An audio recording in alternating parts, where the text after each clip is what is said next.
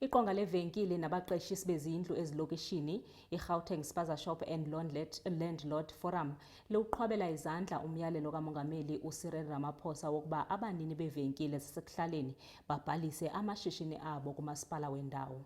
Okuza ngelixa ilizwe lijongene nokuqhambuka kwezigulo zokutya nesele zithumele amakhulu abantwana esibhedlele kwaye zabulala inkitha yabanye ngelizwe liphela.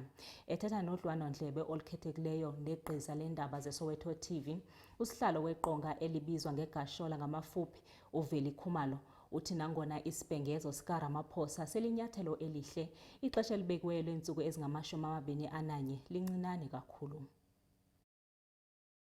Njengoba uMengameli uCyril Ramaphosa ememezela ukuthi abanikazi bamathilomu kumele baqinisekise ukuthi bayabhalisa zingakapheli iy'nsuku ezingama-21 kwazisa umnqamulajuqu ungomhla ziyi-15 kuZibandlela.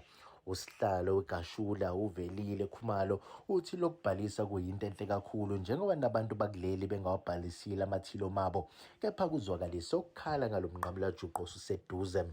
Silijabulele kakhulu, siyalisupporta nathi and sibona ukuthi kuyinto enhle kabi because abantu bethu they are not registered, our registeranga wonke ama-shop, even not only foreigners, even our fellow South Africans aba-registeranga, they are not registered, they don't comply, even our people, but it gives them the opportunity ukuthi nabo bayolento le bayo-register ama-business abo, ama-tuck shop, any business.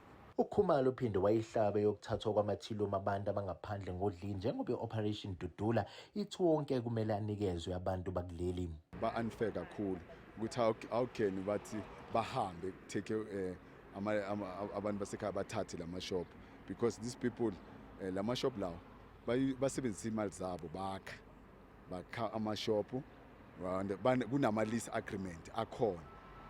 I don't think ukuthi mazofika kimi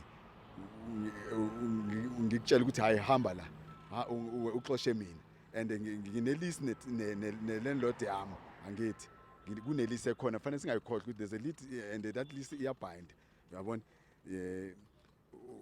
Mangifika wena uthi hayi hamba kanjalo.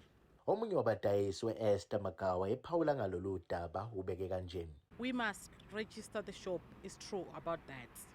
Yeah, and the time he give us to register in 21 days, it's a short time because we have to close and go to the register at UBS, I think so. But the thing is, it will be full day, so 21 days is short of time. They must give us more time. IGashula ithi yenza konke okusemandleni ukuqinisekisa ukuthi konke kuhamba ngendlela ukuze abanikazi bamathilomu baqhubeka nokusebenza ngale kwezihibe. Ezindabeni zeSoweto TV, nginguDaud Phungula ngibika ngisejabulani.